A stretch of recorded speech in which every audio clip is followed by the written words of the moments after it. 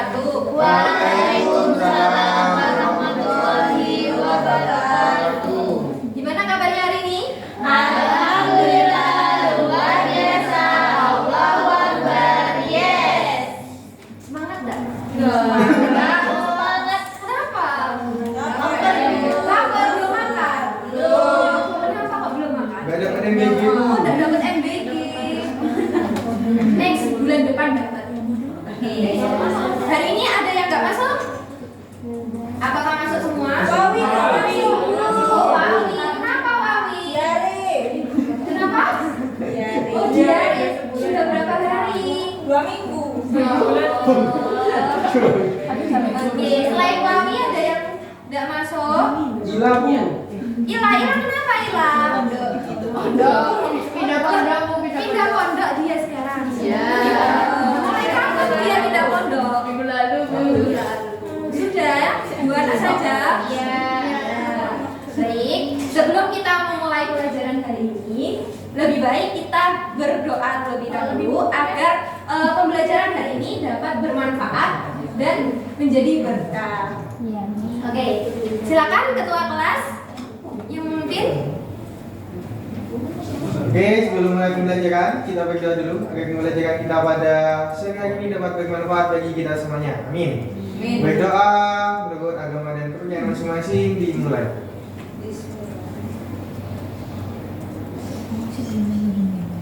Dapat diakhiri. Baik, terima kasih ketua kelas. Nah, hari ini melanjutkan dari pembahasan kita yang kemarin. Kita kemarin belajar tentang apa? Statistika bu. Ya, statistika tentang apa? Pemusatan data. Ukuran Oh, pemusatan ukuran data. pemusatan data. Nah, di ukuran pemusatan data itu kita membahas apa saja? Modus. Modus, terus mean, Median. median. Oke ya.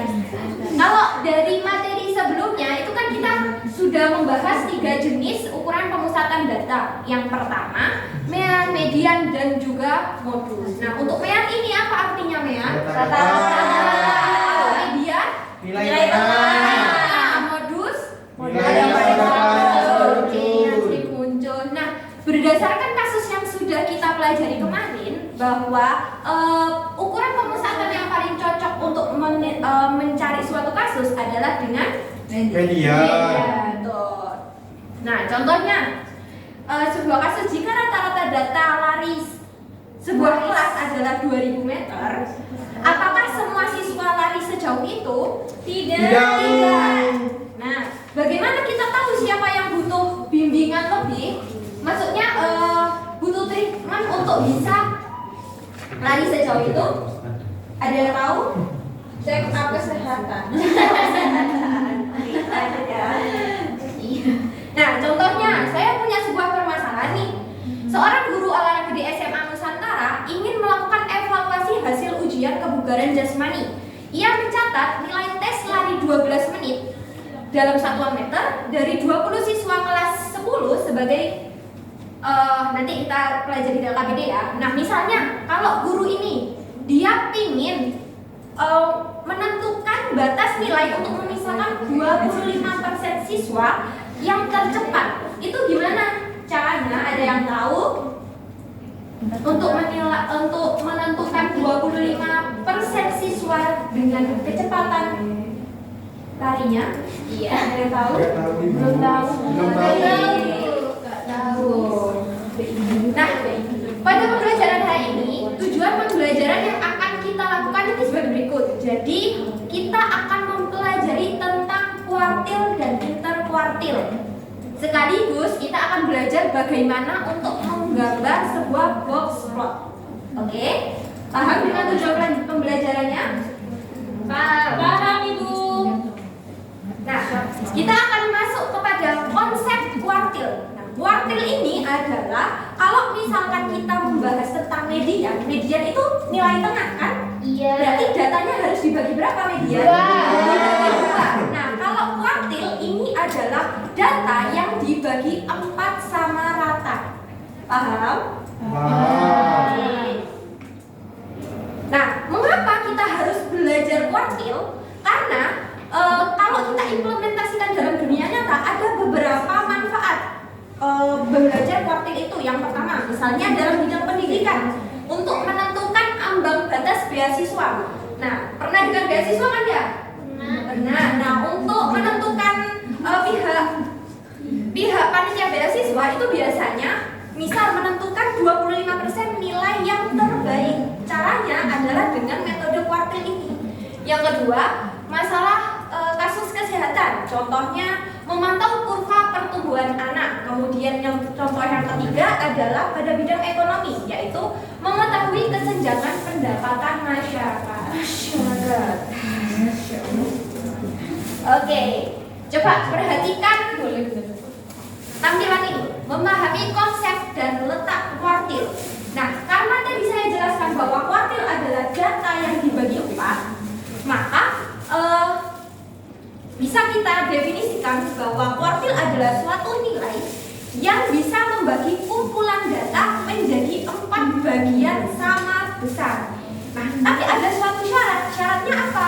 Syarat untuk mendapatkan kuartil ini adalah data itu harus diurutkan terlebih dahulu. Seperti cara kita mencari median pada pertemuan yang lalu. Masih ingat kan pertemuan yang lalu harus cari urutan data dari yang terkecil sampai yang terbesar. Nah, coba kita perhatikan.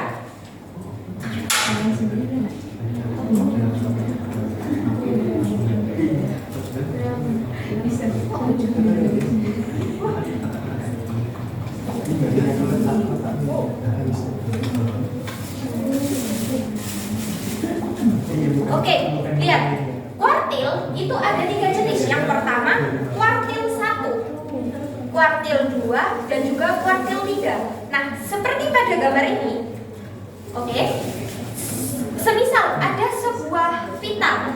Kita bagi pita itu menjadi 4 bagian. Otomatis dipotongnya 3 kali kan? Iya. Nah, oleh karena itu, untuk potongan pertama dari 25% yang pertama, berarti nilainya 1/4. Nilainya adalah disebut dengan kuartil bawah. Dia yang memisahkan 25% data yang terendah. Kemudian selanjutnya pada interval berikutnya 1/4 ditambah berapa lagi nih? 1/4. Berarti ini berapa bagian? 2/4.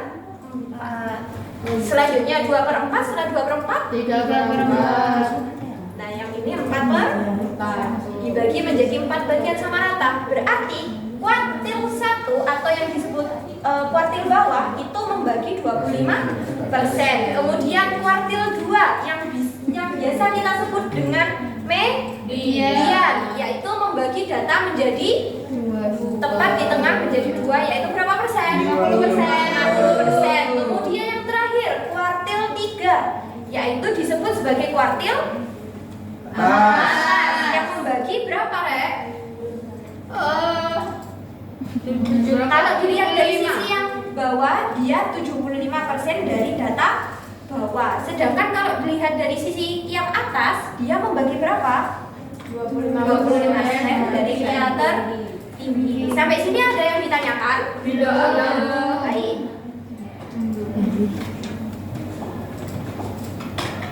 Untuk selanjutnya, setelah kita mempelajari tentang kuartil, ada 3 jenis istilah lagi untuk ukuran penyebaran data yang akan kita pelajari. Yang pertama ada jangkauan, yang kedua jangkauan interkuartil, dan simpangan kuartil. Untuk jangkauan itu apa? Selisih nilai terbesar dan terkecil. Misalkan disajikan suatu data sudah diurutkan, maka nilai yang terkecil dan nilai yang terbesar itu adalah selisihnya disebut dengan jangkauan. Kemudian yang kedua adalah IKR atau disebut sebagai jangkauan interkuartil. Apa itu? Yaitu selisih antara Q3 dan juga Q1.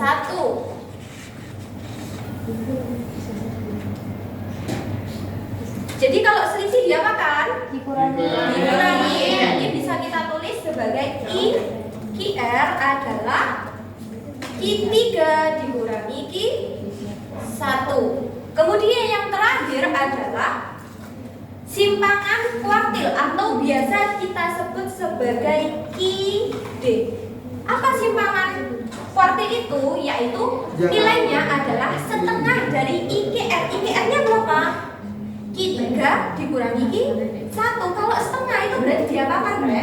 Dibagi dua. Dibagi 2. Berarti Q3 dikurangi Q1 dibagi 2.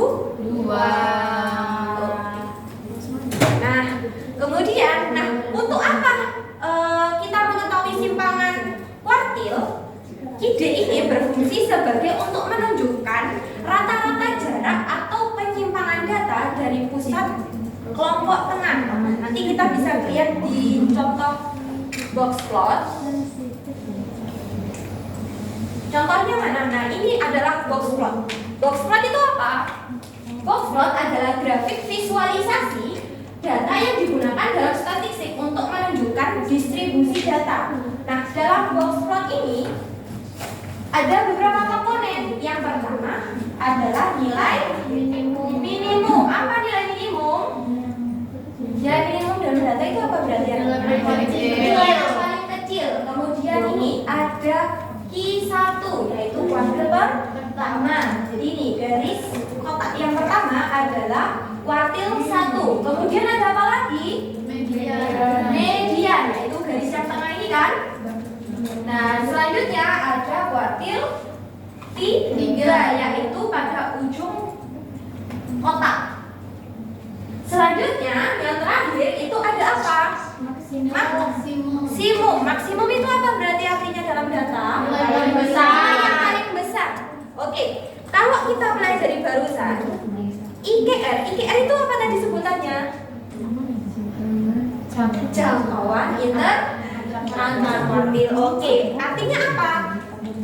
Jarak antara Q3 dan juga Q1. Jadi panjangnya kotak ini itu disebut dengan IKR. Nah, untuk garis ini itu disebut dengan garis apa yang garis ini?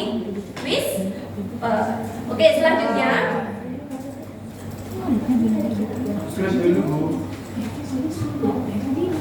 Oke, selanjutnya saya akan membagi menjadi 6 kelompok ya. 1, 2, 3, 4, 5, 6. Silakan berdiskusi dengan mengerjakan LKPD yang sudah Ibu beri. Nah, jangan lupa itu ada lembar penilaian teman sejawat. Jadi kalian akan menilai sesama teman yang ada di kelompok. Paham? Paham. Silakan berdiskusi. Sudah, Bu. Bersama dong. Ya, buru-buru amat sih. Ini nggak cukup ya. Oke, sudah. Sudah ya. Sudah, Bu. Sudah. Ada yang mau relawan untuk presentasi? Silakan. Saya, Bu. Oke, silakan maju ke depan. Loh, kelompoknya saya mana ini, Bu? Nah, jadi ya.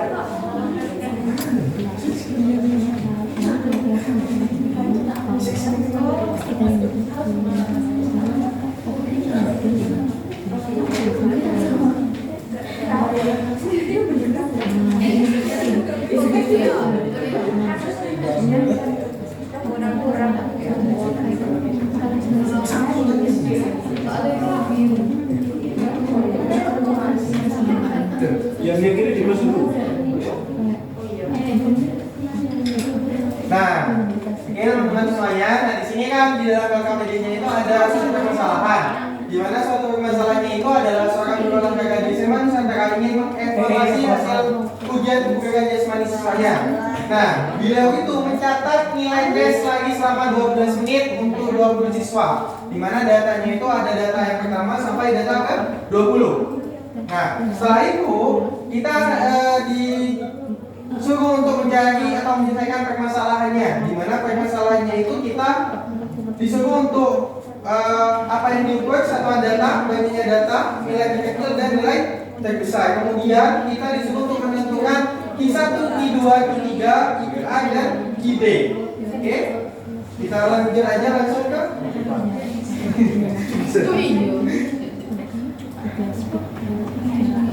Nah, Jadi di sini kita disuruh untuk mengidentifikasi pernyataan. Di sini ada 4 pernyataan.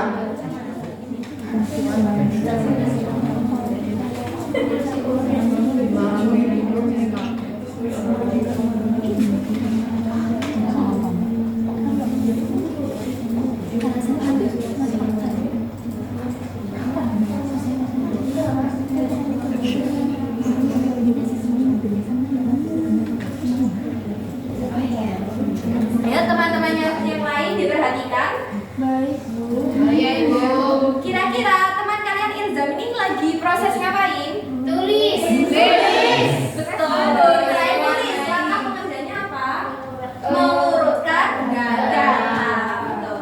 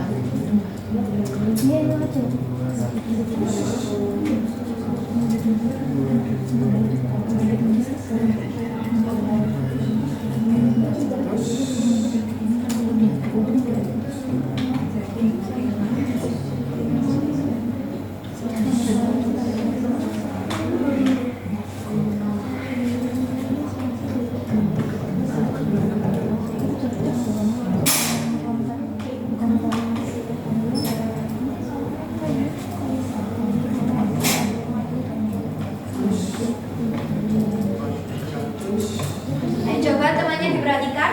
Apakah semua jawabannya sama? Sama. Oke, sama temannya ya. Benar ya? Benar. Oke.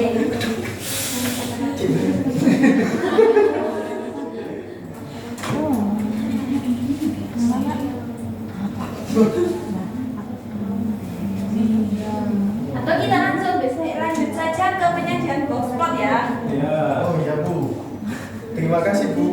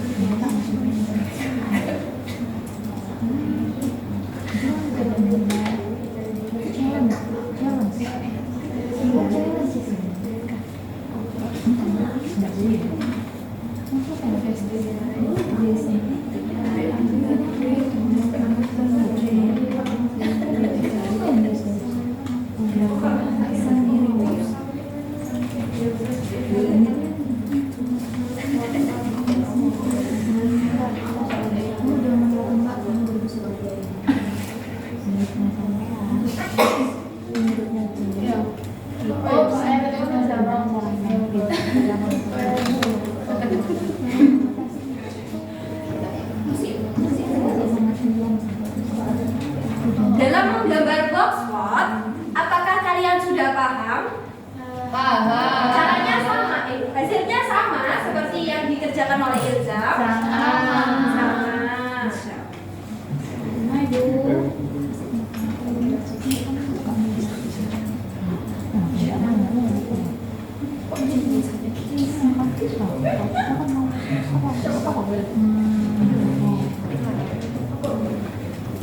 Nah, menurut hasil yang sudah dikerjakan oleh Ilzam, bentuk distribusi dari box plot ini adalah distribusi positif. Apakah ada yang punya pendapat lain? Enggak. Sama semua? Iya. Oke, saya lanjutkan. Baik, kita langsung saja pada analisis ya. Iya. Jawaban benar atau salah bisa langsung disampaikan. Oke, jadi untuk pernyataan pertama itu setelah itu dari siswa berhasil berlari lebih dari 2015 hektar. Nah di sini caranya itu kita mencari nilai dari Q2 atau mencari nilai dari median. Tadi nilai Q2-nya berapa? Langsung ya.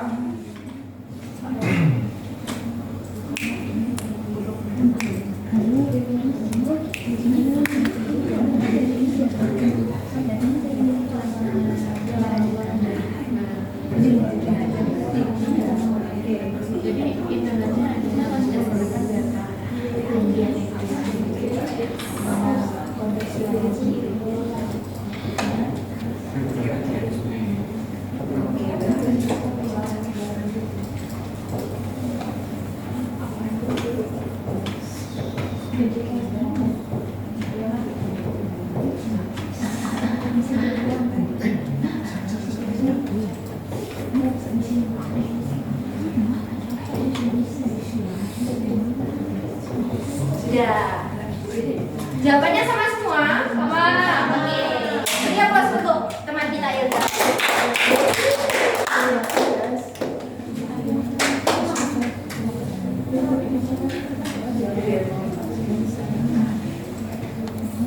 Nah, terakhir, apakah?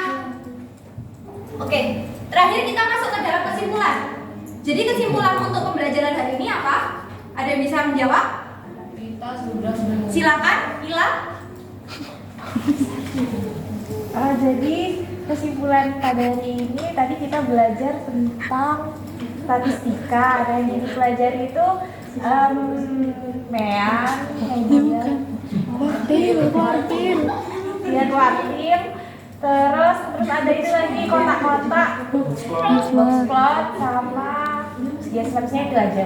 Baik. Jadi pembelajaran hari ini kita mempelajari tentang kuartil, data tunggal, jangkauan interkuartil, dan juga yang terakhir adalah simpangan kuartil dengan visualnya sebagai menggambar box plot. Nah, mohon semua siswa untuk men-scan jurnal refleksi diri.